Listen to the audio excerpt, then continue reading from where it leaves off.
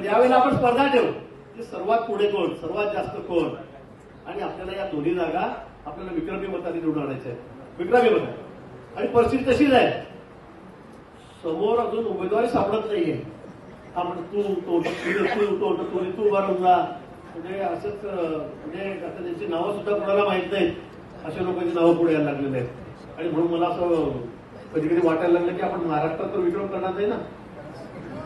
शक्यता आहे.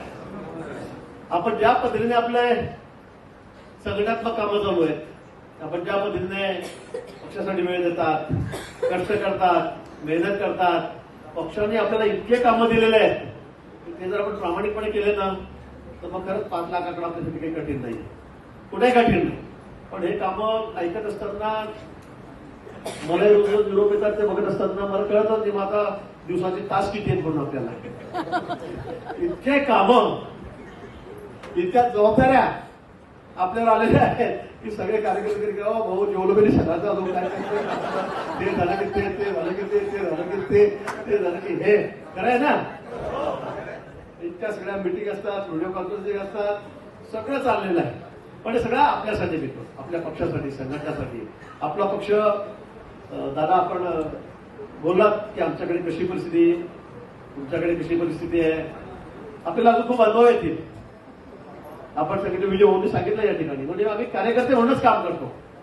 आमच्यामध्ये अनेक जण या ठिकाणी जिल्हा परिषदेचे अध्यक्ष, माजी अध्यक्ष आहेत, अनेक सभापती बसलेले आहेत, अनेक मोठे पदाधिकारी आहेत. पण असं कुणाला वाटत नाही की आम्ही इथे येऊन बसावं, हाच का बसला, तोच का बसला. तो आम्ही सगळे एकाच तोला मापाचे होते या ठिकाणी बसलेले.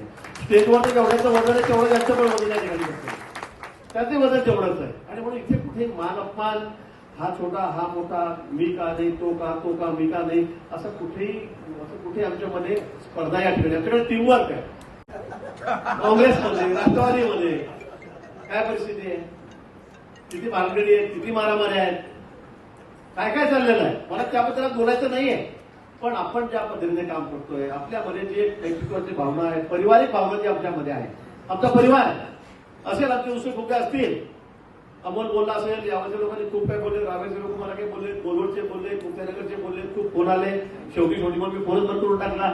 ऐकून आता किती ऐकायचं आहे.